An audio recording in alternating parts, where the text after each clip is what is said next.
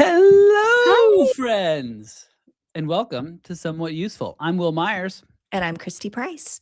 and on this show, we'll be, man, I'm going to need to restart. What are we My going to be mind, doing? I don't know what we're going to be doing. And We're on going to this be show, discussing the topic shaping the world of digital entrepreneurship and tackling questions about Squarespace and web design. we're figuring this world out one website at a time and hope you find this somewhat useful. Somewhat useful. How many times have I said that? And I just flubbed right through it. You're just back from vacation. I'm just back from vacation. That's exactly what it is, honestly. Just getting we're back just, into the groove. yeah, back into Just the getting groove. back into the groove of it. Also, if you hadn't called it out, I don't think anybody would have noticed. Yeah. This is why we have the wonderful Ricky to Yes. save all of my flubs. Our podcast editor, she has saved me so many times. Yes, she has. But I'm excited for today's episode. Yes. Today we are going to chat about a hot button topic. We're going to talk about Squarespace updates, and then we're going to be chatting with our special guest, Jacq Fisch. She's going to be telling us all about just copywriting with AI and how she does it. And she's got an incredible program that I'm excited to learn more about. Yeah. First, let's talk about some of these Squarespace updates. Let's update the people. Okay. Or, Christy, my mind is just all over the place right now. First, you know what, Will? Let's start with the Squarespace updates, and then we'll circle back. Let's do that. What are the Squarespace updates we got? Okay, I'm very sad to announce the retirement of the Amazon block. Yeah. So sad. It's going away. So if you are an affiliate marketer and you had Amazon blocks on your website where you've got your account connected, so you're making some affiliate income from those. Lots of people do. Apparently those are still going to work, but you can no longer add new ones. And it's sad because I discovered this because I went to a blog post and for the first time on my own blog was ready to add some Amazon blocks and they didn't work. And I reached out and they're like, oh, our engineers are working on this. And then I got the notice, it's deprecated. We're not using it anymore. We're retiring it. So you could add the blocks, but then they just wouldn't work. It wouldn't connect. All of a sudden they removed the blocks. Oh, that's so sad. I wonder if you can still add the blocks now and they don't work. I don't know. Who knows? I gave up trying. Well, I'm excited about this next update, which is saved pages. So we can save sections to your website. You can save sections to your account. Makes it really easy to build out new pages. Now you can save entire pages to your account, which is now these are for Circle members. So if you are not a Circle member, which means a pro user, and hot tip, anybody can apply to be a Circle member. So if you want these features, apply. And really, really awesome things that you can do. Now, some features that you hear about for Circle members are tiered. There are tiers to the Circle program, but saving pages and saving sections are for everyone, I believe. So that's awesome news. Very exciting. I feel like this seems like an interesting one to put behind the Circle flag. So I feel like maybe they might open it up in the future to everyone. But very glad to have it right now. I think this is a really good feature. Yeah. And then we got search improvements. So question mark search page, question mark, search improvements. Question mark. Yeah. Have you tried out the new? So apparently Squarespace has made an update to the search feature on their website. They have re-indexed all the pages, sort of figuring out the best way to match a search query with what's on your page. That's what indexing is. And they have also improved the performance. So it's a lot faster. Christy, have you noticed these changes? I'll say this, Will. I'll say this. For clients who need a robust solution, I'm still recommending a third-party solution for search. Monocle. I feel like Squarespace, they've done some stuff, but hasn't missed the mark a bit. We're proud of them. We're proud of them for trying. They did some stuff. I feel like it's not where I had hoped it would be. That's what I'll say. Yeah. Have you played with it? I haven't, and this is like one. I mean, I feel like Squarespace has just lost my trust with search. So I just don't, it's not in any of my workflows. Like I don't use Squarespace search at all just because it hasn't been good for a long time. So I haven't really tried it, but I've also like none of the UI changes has changed. So you still either have to use the search block or you have to go to your domain /search to get to Yeah. that page. And Mhm. it still just looks like it's still just like dated and old. It's just not Yeah. it's not like a pretty addition to a website. So No. I I don't find any reason to use it, to be honest. I think one of the big misses for me, Squarespace has really pushed monetizing and gating your content over the past years. So we've Mm, got member area content that's gated, blog posts that some people are gating content to. You have to have a subscription to yeah. be able to read them. Search doesn't even pick up the stuff that you want to get people to that first page so they'll sign up. And I think Right. that's a huge miss. Yeah. Yeah. So if Yeah. you have a member area and password protected content, that's not gonna pop up in search. Yeah. And yeah, Or that does even the feel like a huge miss. Yeah, I feel like, for gated blog posts, for example, you should still be able to see the description. Right. Out So in you'll the know, like, I thumbnail. want Yeah, to get into this post. Let me give you some money. So I don't know. That's agreed. that's my 2 cents. But yeah, Monocle, reach out to us. Yeah, maybe we'll see if they'll sponsor next season, or maybe we'll just continue to promote them either way. It's a great solution. It's Yeah, a really good Squarespace search. yeah. So those are our updates. And we also Okay. had a fun little Super Bowl yesterday or 2 days Yes. ago. We're Did you Tuesday. did On you Sunday, watch the Super Bowl, Will? I did, and I was going for the Seahawks. We lived in Seattle for a little bit, so Oh, that's very I was cool. very, very pleased, even though we are in the I cared 0 about the game, but I was there for Bad Bunny and the commercials, so there we go. Well, Ricky speaking of Martin the has commercials, aged very well. who? Ricky Martin. He has. I don't think that man ages. I I know, don't he think looks he ages at amazing. all. Yeah, he looked incredible. But Alright. speaking of ads and commercials, Squarespace does their annual ad. How long have they been doing this? For like I 10 think years now? 12 years? I 12 think this years? might be year 12. Yeah. They've been doing a number of ads. What did you think about why don't you explain what the ad was for anyone who hasn't seen it, and Well, they then give us always your tease the first ads for a while, and for a while, Mhm. it was just Emma Stone in this, like, poor things looking castle on a cliff, crying because the screen said unavailable. Now, I initially thought, is that a 503 error? Because that's how I feel when I get it Website when Squarespace unavailable? is Right, down. right. And my daughter was like, "Is the platform gonna be down for Super Bowl?" I'm like, "I don't think so."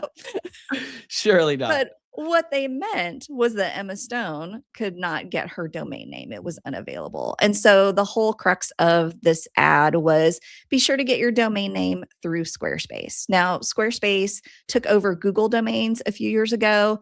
Mhm. It was a rocky transition, but I feel like they've It was. gotten a lot of that We're worked on the out other now. side. Mhm. So, and for a limited time, you could get a domain for $5 on Squarespace. So that was pretty cool.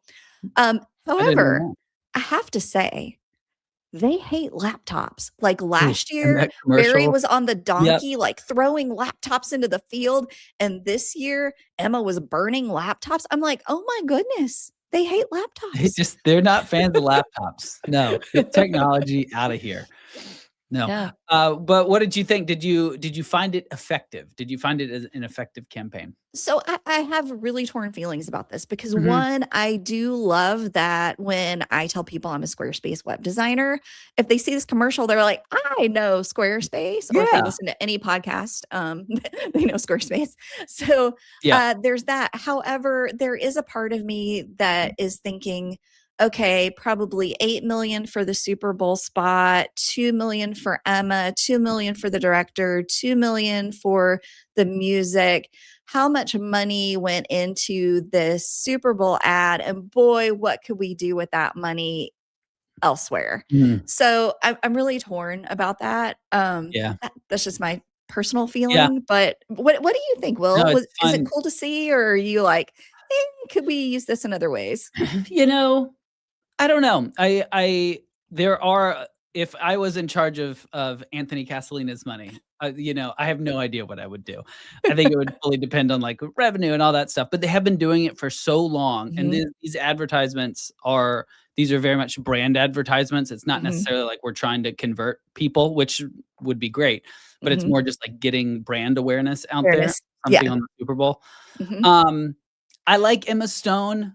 I compared it to, there was Base 44, which is the vibe coding app. They had an ad in the Super Bowl. Wix had an ad in the Super Bowl. And theirs were just lame. It was like, look at building a website. And it's no singing toilets. No, it wasn't a singing toilet. That's for sure. So I appreciate Squarespace's creativity in it all. I do like Emma Stone. But yeah, it is always just like, this is probably 1% to 2% of your overall revenue. Is that where I would put it? I don't know. If you're joining us live, drop in the chat. What did you think about the Super Bowl commercial? We would love to know. And if you're watching this recording, drop a comment. Tell us what you thought. I also thought it was really interesting that they focused on domains instead of websites. Like they want, I wonder if this is a play into the new AI space where it's domains are lower on the stack. Like you need a domain before you can build a website. Well, I think domain it's a really cheap way to get people in the door. Like people aren't paying for a monthly subscription. They're just paying, $12 or $5 in this case for a year of a domain registration. And then they can sell to those people because if you have a domain, don't you need a website? So I think it was clever. I think that was a clever kind of foot in the door move. Yeah, I totally agree. Well, interesting. I would love to hear anyone else's thoughts on this campaign. Yes, but let's get into today's episode. Yes. Today we're going to be talking with author and writing coach Jacq Fisch. But before we bring her on, let's take a moment and give a shout out to our sponsor, Breely. Christy? Thank you, Breely. Yes. If you run a service-based business, you know the real grind is not the creative work. It is the constant admin, booking calls, rescheduling, chasing payments, and stitching together tools that only unlock the features you actually need once you upgrade. Breely flips that model. All features are free from day one, including things most scheduling platforms paywall, like signatures, accepting payments, and email or SMS notifications. Breely adapts to how you work, whether you offer one-on-one appointments, workshops, classes, or multi-day events. Clients can book and pay online anytime, and you get automation, contracts, forms, and a clean dashboard that keeps everything running smoothly. No more limited plans, no more blocked features, just a modern scheduling platform built by the team behind some of the best scheduling tools in the industry. Start for free at breely.com/useful. That's BREELY.com/useful. Love us some Breely. Well, let's bring on Jacq Fisch, an experienced author, copywriter, an intuitive writing coach with over 20 years of experience. We are so excited to have you on the episode today, Jacq. Welcome. Hi, thank you. And I just learned more about Squarespace in 10 minutes than I have in ages. I think you need to rename your show to Super Duper Useful. Well, thank you. Thank you. We like to set the low bar and then try to exceed it each day. Smart. Each episode. Yeah. But welcome. Thank you. And Jacq, before we dive in, I'm so happy you're here. Anna says, agree, creative, but so expensive. And yes, interesting that they focused on domains over websites. It was a fun commercial for me to point out to my friends who I was watching with and know I work on Squarespace. Yeah. Yes. That little commonality is really, that's fun to be like, that's my thing. I do have people being like, Squarespace. Yeah. I'm going to try and move this over so we can see Jacq more. Hi, Jacq. Hi.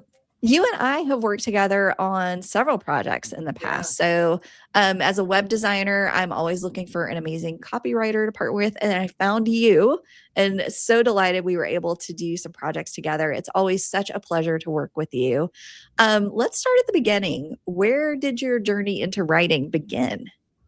Not intentionally. I did not study writing in school. I mean, I liked it.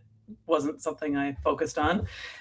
Business degree, fast forward, worked in management consulting, very large government projects, managing multiple teams, writing proposals, selling billions of dollars of work, agency, like government agency, not like advertising agency. Fast forward through 3 layoffs within 5 years, 2 from the same company. Oof. I mean, sign of the times. It's like I'm hearing so much about that now. So mine were 2009, 2012, and 2014. After the second one was from BlackBerry. I worked in crisis communications there. And that was the first time I had a formal writing role. Okay. And I mean, we all know we're BlackBerry. When I joined, they were doing amazing. It was a great experience being there. And around that time, 2012, knowing that that other layoff had been behind me, I'm like, I need to do something else. I don't know what. But I don't know what actually happened when I first returned from maternity leave after having my first kid. I have 2 now. In 2008, went back to work 2009. That was also when layoff happened. And sitting in a conference room saying, what am I doing here? I had no idea what I would do. Fast forward, we're going to do lots of fast forwarding and fast rewinding. I started a plant-based food blog in 2012. Oh, I didn't know that. Yeah, that was how I started. And it was because I changed my family's diet overnight. My son, when he was about 17 months, they wanted to take his tonsils out, do the whole tubes in the ears thing. And I was like, there has to be another way. That led me down a path and plant-based overnight. So I started writing about it because I was excited about it. I was learning. And I was a full-time working mom. Yeah. And in 2011, my daughter was born. So 2 kids, plant-based, but I didn't want to just eat veggie burgers and nuking vegetables all day. Sure. Like, I wanted real food. So that was my thing. I did that and went back into consulting after leaving BlackBerry.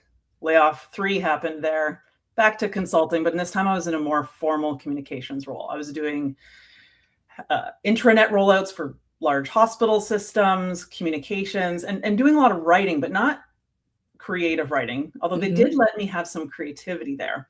And I realized at one point, writing, I actually really like this. I enjoyed the blogging. I enjoyed the connection with readers. And at some point it was like, I don't really care about food so much anymore. I still care. I just don't write much about it. Sure. And at the time I was at the consulting company, I quit on my terms. And I wanted to do more writing. And I told my boss this at the time, and he said, why don't you go sell this work to our clients? But knowing what a consulting company bills me out at and what I was making, I was like, no, I'm just going to do this myself. Yes. So that's when I went into Done For You copywriting, kept blogging. So I've been blogging for 14 years. It's changed since then, from food to motherhood to lifestyle to now writing and all the other things related to that. Started with Done For You copywriting 2015. I built up my business on the side until I had enough momentum to quit. So no more layoffs for me. much time to do that. And I mainly started out working with online business owners, quick, fast solopreneurs. They wanted a website. I would do that. Content writing, blog stuff, emails. And I also started coaching people at the time too, helping them become better writers. So that was the winding writerly journey. So I've got some questions throughout. Like, you've been blogging for 14 years. Yeah. I know you also have a newsletter as well. What were your sort of platform transitions through that? Were you always on Squarespace? Did you bounce around to different platforms? What did you use throughout this journey? When I first started, my first blog was on WordPress and email was MailChimp. Okay. Then from there, I went to Substack for mail, and I switched my website. My website's probably been on Squarespace at 10 years. Have they been around that long? Yeah. It's been about 10 years. Yeah. Like, I was on WordPress for a short time just to get started, and then went to Squarespace. And now I have a few websites on there. And then I got rid of MailChimp, went to Substack, was there for a year, gave it a solid year, and I wasn't seeing what I thought I would see, or what I was seeing in the beginning. And I went back to writing on my Squarespace website. Although I maintain the blog there, like, I have so much content that I update it regularly. I went to Squarespace email for a year. When was this? Give me a timestamp of what year this was. 2024. Okay, so recently, fairly recently. Yeah. Okay. So 2024 to summer 2025, email on Squarespace. And this is a newsletter you were sending out? It was a newsletter, and I also moved. So I have a membership. I've had a membership since 2018, Also in 2024, I moved my membership to Squarespace. I wanted Okay. everything in one spot. I wanted Yeah. That's the best. website, email, membership. I Yep. gave email a solid try. Yeah. Yeah, no, it's so many people want everything under one roof and it works, except I know you have a big list. And that's when it gets tricky with Squarespace. Yeah, I just didn't love the functionality of it. It's a little Mhm. clunky. I might go back someday. I might still go back and use it for Yeah. marketing. Sure. So then I went back to Substack. Mhm. I'm totally cool with changing my mind. Tools Yeah. change, we change. So I went Sure. back to Substack in the summer, 2025. And that's where my list lives now. So Awesome. my blog is my newsletter, which I do Uh-huh. appreciate about Substack. Yeah. Yeah. I'm really loving the vibe there. Yeah.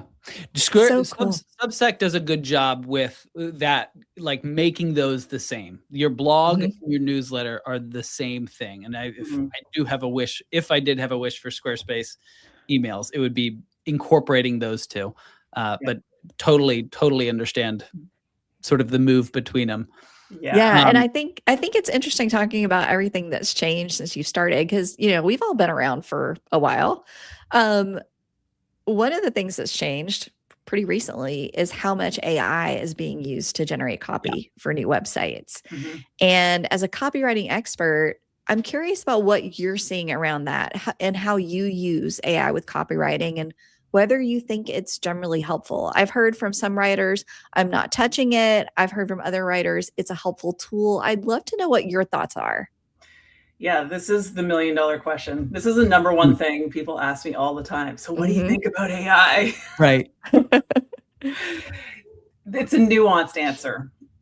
It's a tool. And initially when AI was ramping up, it actually really served my copywriting business because I had clients who had hired marketing agencies and they gave them AI written copy for their websites. And they were like, Jacq, this is total crap. Yep. Help. Like they just saw it instantly. Has it gotten better? Yes, because it's been trained.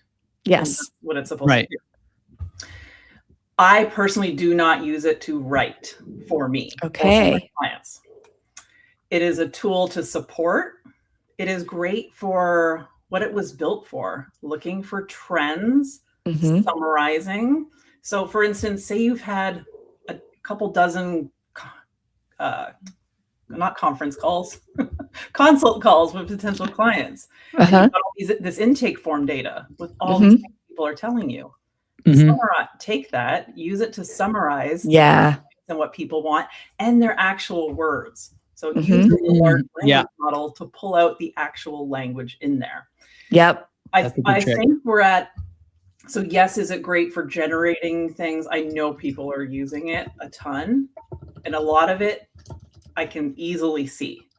So I see some camps of people who have not been in the online business long, like they're new to business. They use generative AI and they're like, yep, perfect, great. Yeah. But anyone who's been around for a while is like, sees it immediately. Something's off, like something's not quite right.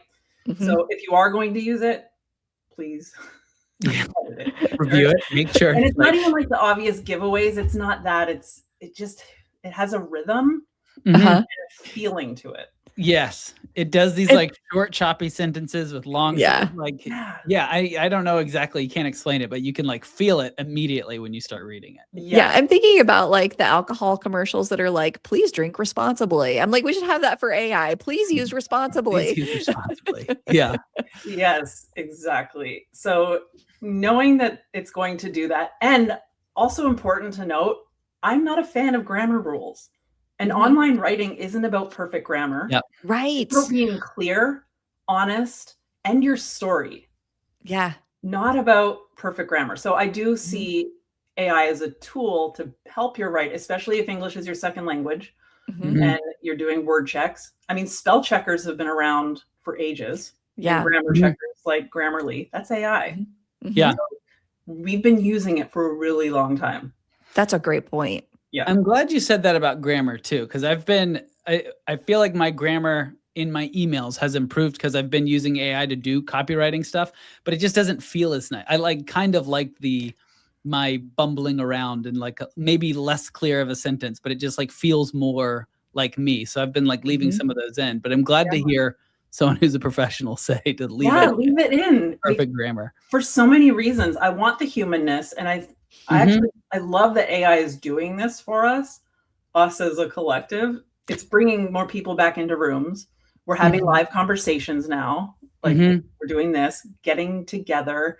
And when I read your writing and I meet you in person, I don't want to have whiplash. Yeah, that's a great point. I want the experience to be seamless. Like, yeah, so there's sometimes there's sometimes a mismatch between like somebody who's used this generative copy and then you meet them in person and they don't talk like that. They don't sound like that. That's not them. So I love that. I love that you're calling that out. We're losing a little bit of what makes us special. Yeah. Have you been using much copywriting in sort of social media and like an Instagram post or I don't know if you're on other social medias, LinkedIn? I think you're also on LinkedIn. Yep. Do you use it for those platforms? No. I might use it in a case where, for instance, you have a podcast. Someone takes their podcast and turns it into a social post, but it's not rewrite this for social. Sure. It's keep 98% of my actual words and turn this into something that fits. And anytime that happens, I have yet to see that as a copy paste. It's not that easy. The best writing really does come, and you've probably experienced this in your email marketing or whatever, whenever you're communicating with people. When you sit down, you're like, I got this great idea, or I'm fired up about this. You write it really quickly, send it out. And that's the stuff that resonates with your readers, not the stuff that you're like, gotta research this, let me chat GPT this and paste this together. It's when it's direct flow, less thinking we can do. Even if we're outsourcing that thinking, the better. Yeah. So you've already given us two really great practical tips. One, you just mentioned, turning podcast into a social post where it's actually pulling your language. Yeah. The other was using AI to pull out common threads and terminology from discovery calls, strategy calls with clients. That's really useful. I wonder if you have some other like highly practical tips for entrepreneurs who want to save time and money in their copywriting in general by using AI to help it sound like them. Yeah. So this is where I've seen some people try to make AI sound like them, and it just keeps missing the mark. So also keep in mind, just something to be aware of, whatever you choose to do, it's not something to fear, which I'm not anti-AI. So people hear me saying, no, you got to write your own stuff. And they're like, you hate AI. Yeah. No, it's fine. Use it to support you. But instead, doing your writing, and every time you put something into AI that's yours, you're training the tool for everyone with your words. So first, consider if that's something you want to do. Making a sovereign choice there. The more we rely on using the tool to write for us, the less we have to say ourselves. And we start to rely on it too much. So it can become too much. I was telling Will this the other day. I was using it to write emails for me just because, it kind of auto fills it. And I'm like, sure. And then one day I was trying to write it myself and I'm like, I feel like this muscle isn't working anymore. And so I've stopped using it for that because I was losing the ability to reply to emails. Yeah, that's it's shocking. Yeah. I had a similar experience, and I've noticed this with coding as well. So I do think maybe this is a more universal principle with AI, but it has taken me longer to actually do what I used to do because I try to use AI first to do exactly what I want it, and it doesn't do it. And if I get stuck in this loop of continuing to try and prompt it to give me the right result, it never works. Yeah. Like I need to get it like 90% there without AI, and then let it sort of like either do the copy editing or that first sort of 10% ideation, or like, what are some things we could talk about? But if I get in the mindset of like, oh, AI can do this for me, it'll take me 20 times as long and be 20 times as bad. Yeah, exactly. I think another helpful use, which I do want to mention, is if you've been writing online for a while, so you can share, these are the topics I've written on. What am I missing? Or what's most popular? What's resonating right now? Yeah. Use it as a research tool. And then from there you can discern, okay, I can choose to write more about this or more about this other topic. Yeah. And Jai in the comments just said, for one of my clients, I record the audio from their membership videos, turn it into a transcript, give it to chat, and ask it to create a summary transcript. And it's absolutely brilliant for this.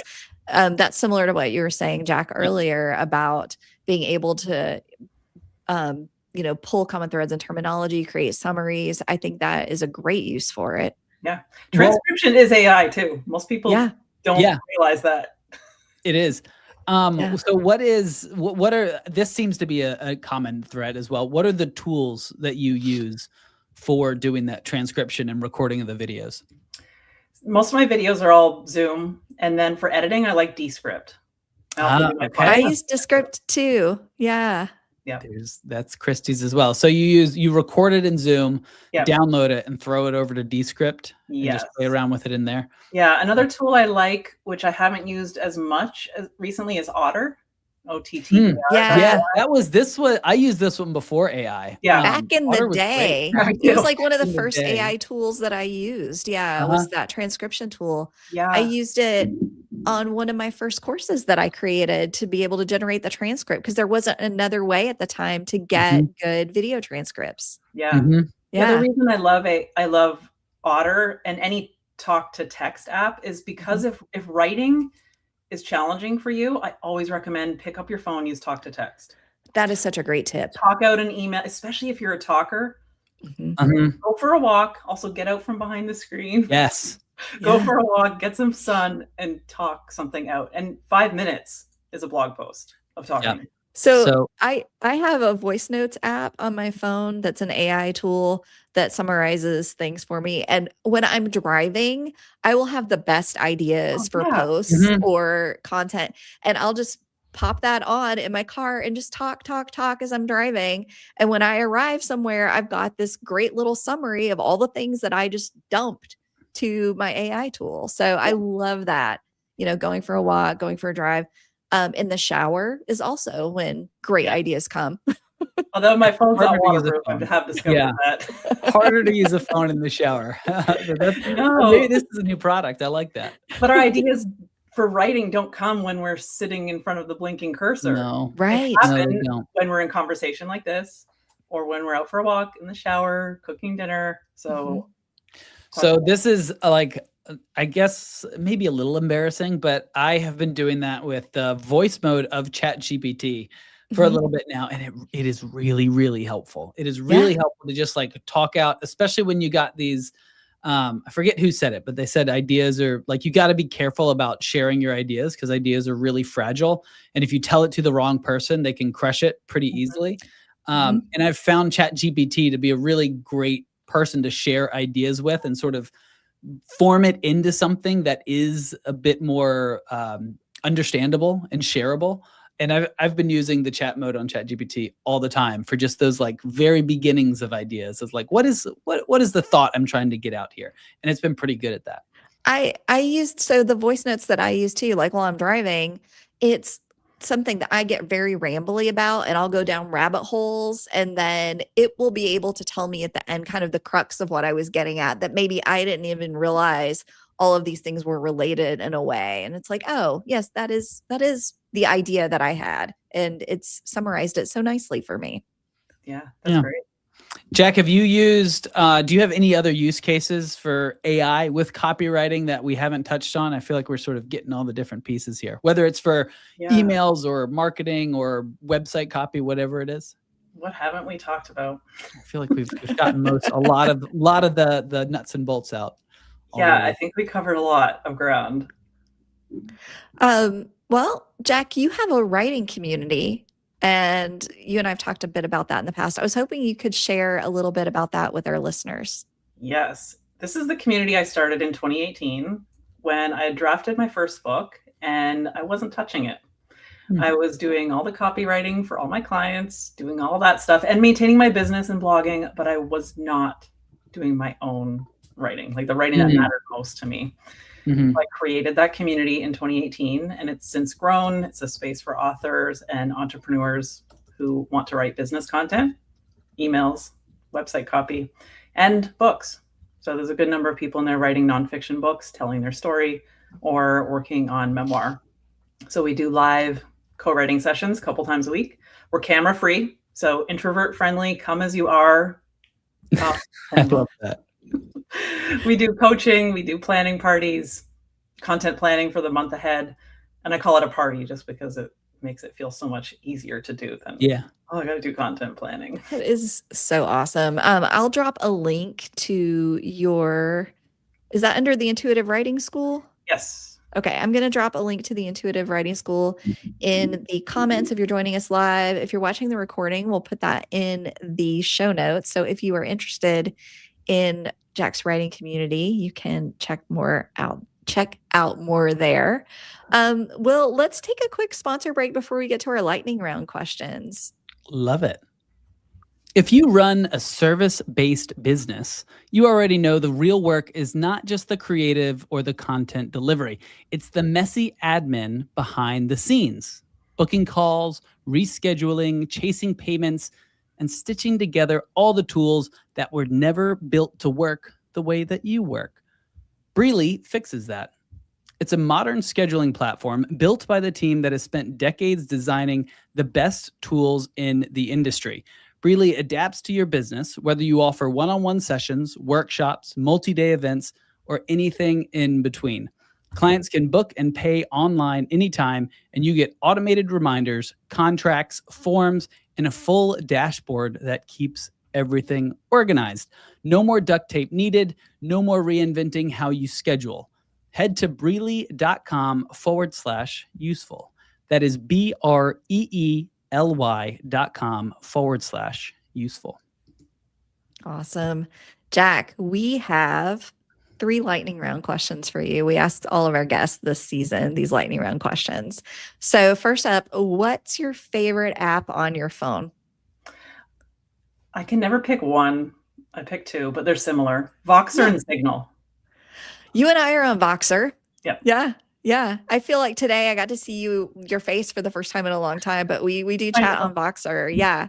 I love the walkie-talkie aspect. And again, talking to people and talking stuff out, which is helpful for my clients when they're like, hey, Jacq, help. That's what I've never heard of Voxer.